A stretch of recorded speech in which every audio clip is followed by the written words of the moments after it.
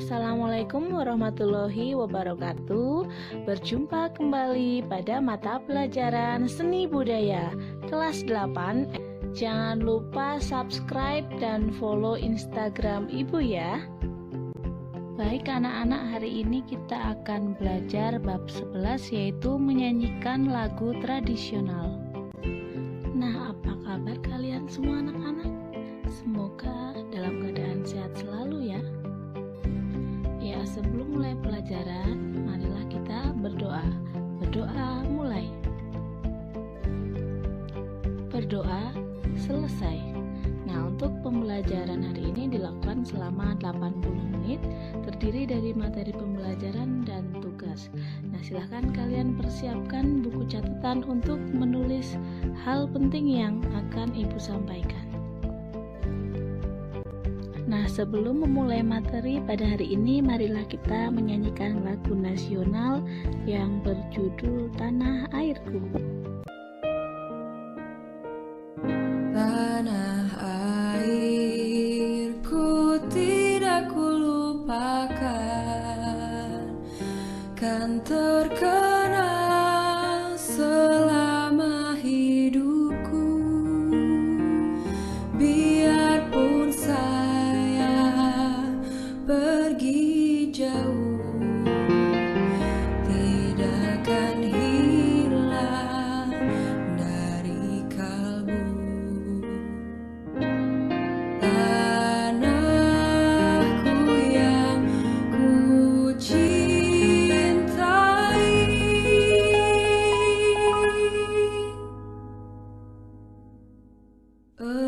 Engkau ku hargai.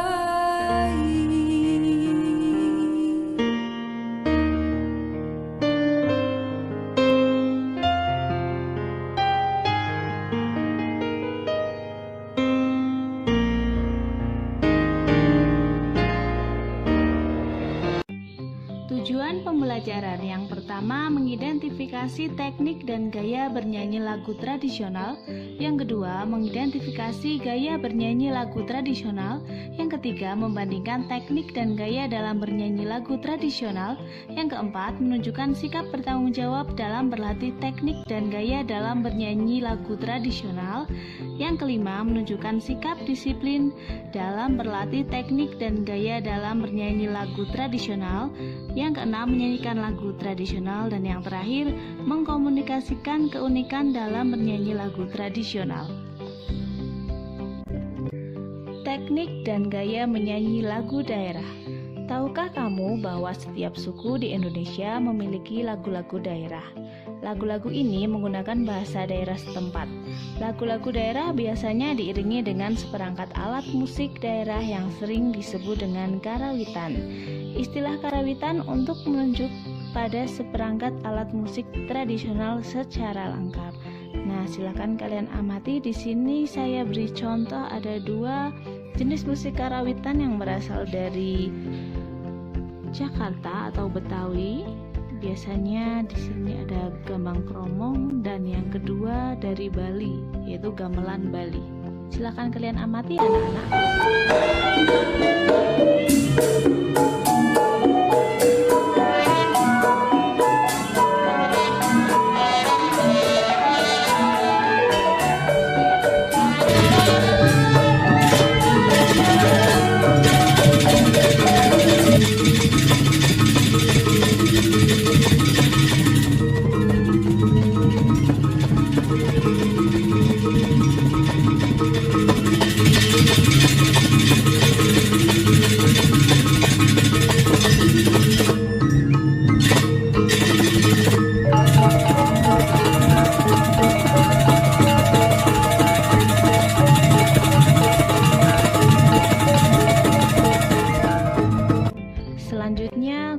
Musisi karawitan dapat mengembangkan perbedaan-perbedaan dari sebuah wilayah dengan wilayah lainnya sepanjang waktu.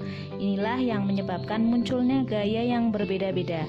Gaya musikal adalah ciri khas atau karakteristik musikal yang dihasilkan dari beberapa kondisi. Nah, di sini dibagi menjadi 3. Yang pertama ada gaya lokal, adalah karakteristik cara menyanyikan lagu daerah yang berbeda dengan daerah lainnya. Yang kedua, gaya individual adalah tipologi karakteristik seorang tokoh pencipta lagu-lagu yang membedakannya dengan pencipta lagu lainnya.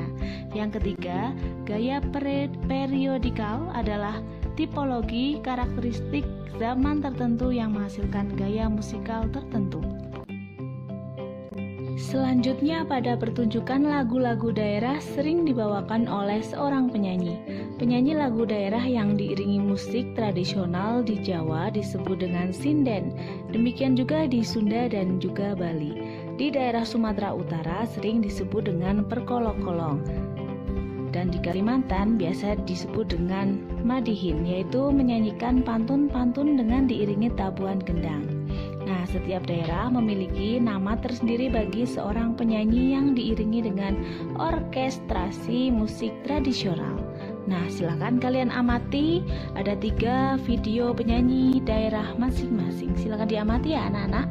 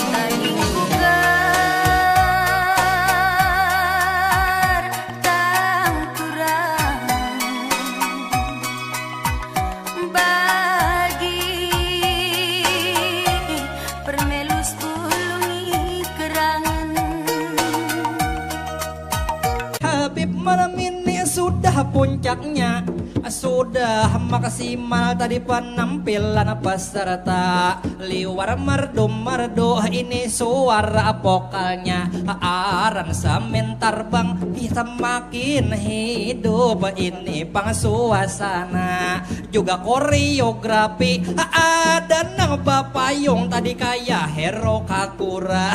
Lalu kemudian kita bertiga mungkin ditonton, ada nang dari Kapuas, ada dari Samarinda, mungkin banyak belum kenal, jadi perkenalan alangkah baiknya sambil mengisi waktu dewan juri bersidang pastinya. Kawan ulun ini nang sebelah kiri ngarannya Bagus Tia, di antara kami paling kurus awaknya. Ini pang padahal makan nasi sehari 3, makan sayur dan buah sama orang jua. B. menyanyi secara unisono. Menyanyikan lagu-lagu daerah ada yang dilakukan secara seorang diri, tetapi ada juga yang dilakukan secara berkelompok. Madihin misalnya yang menyanyikan pantun seorang diri sekaligus sebagai pemusiknya. Sinden dapat dilakukan secara berkelompok, tetapi dapat juga dilakukan seorang diri. Mereka menyanyi dalam satu suara atau sering disebut dengan menyanyi secara unisono. Menyanyi secara unisono membutuhkan kerjasama antara anggota kelompok, karena jika berbeda sendiri suaranya akan terlihat tidak bagus. Menyanyi pada masyarakat sering dilakukan sesuai dengan kebutuhan. Ada lagu-lagu yang dinyanyikan pada saat upacara tertentu seperti pernikahan, kelahiran, kematian, atau permainan. Ada juga lagu-lagu yang berisi nasihat atau sanjungan terhadap makhluk sesama. Ibu-ibu di daerah masih sering menyanyikan lagu nasihat saat menidurkan anaknya.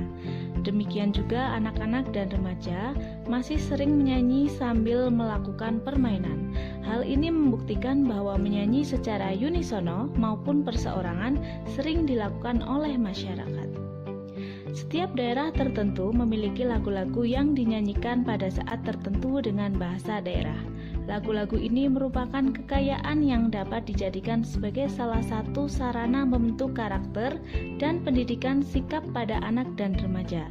Nasihat yang disampaikan melalui lagu tentu lebih bermakna dan dapat diterima. Baik, sekian dulu materi pada hari ini. Semoga dapat bermanfaat dan kalian semua tetap sehat selalu ya. Wassalamualaikum warahmatullahi wabarakatuh.